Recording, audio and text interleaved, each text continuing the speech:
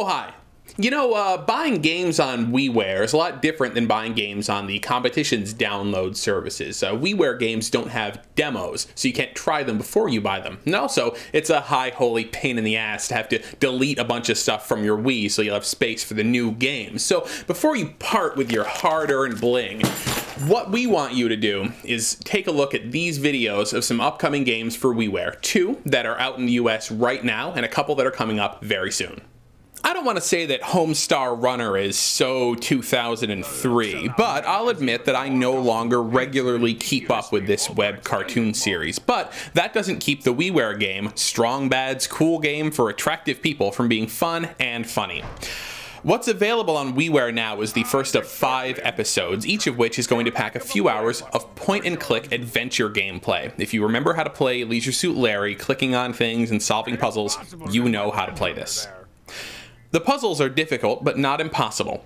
In Strong Bad's quest to humiliate his athletic rival Homestar, you'll have to engage in lots of dialogue with the whole cast of the cartoon, who've been recreated quite nicely in 3D. You'll collect ridiculous items like hedge clippings or a metal detector, and you'll have to use them to accomplish crazy goals, like stealing Homestar's criminal record out of a castle using a plunger. At $10, it's a little on the pricey side, but the sheer amount of content is well worth it.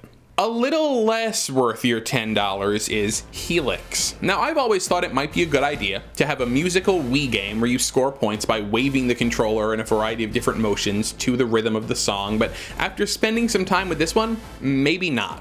Helix is kind of like playing Dance Dance Revolution with your hands. You choose a Eurobeat song that you've never heard of from a list, and then you wave, punch, uppercut, and mash potato while holding 2 Wiimotes.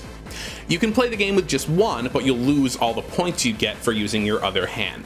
The problem with Helix is that it only recognized some of my hand movements when I was playing it. There's a serious learning curve, and that's not good for a music game like this that really should be fun immediately. All in all, it kind of felt more like a concept demo and not like a full game that I want to pay money for.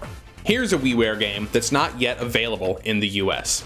Do you remember Alien Crush and Devil's Crush, those awesome science fiction themed pinball games for the TurboGrafx? They're both available on the Wii's Virtual Console, and they've been so popular, the series is making a comeback on WiiWare. Alien Crush Returns is a full 3D reimagining of the classic pinball game, which was inspired visually by movies like Aliens.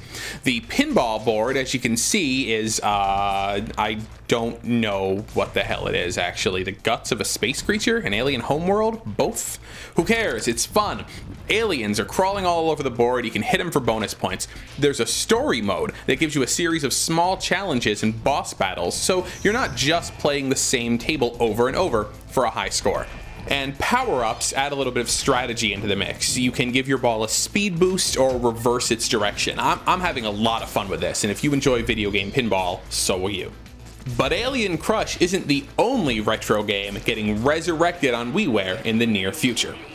The grandfather of Japanese arcade games, Space Invaders, is celebrating its 30th anniversary this year, and Taito is releasing Space Invaders Get Even.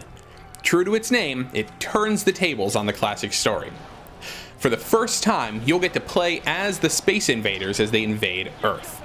Controlling the UFO mothership and surrounded by your armada of pixelated invaders, you'll fly over cities and lay waste to buildings, armies, tanks, helicopters, everything. Now, it's not just a mindless shooting game. There's a timer ticking down. Getting hit lowers the timer, and shooting buildings, etc. raises it, so you've got to always manage that.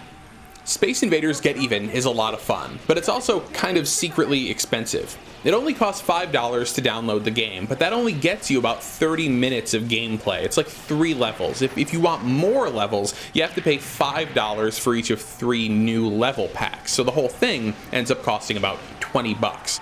I'm not sure when Space Invaders is going to be released in the US, but when it is, you should definitely check it out.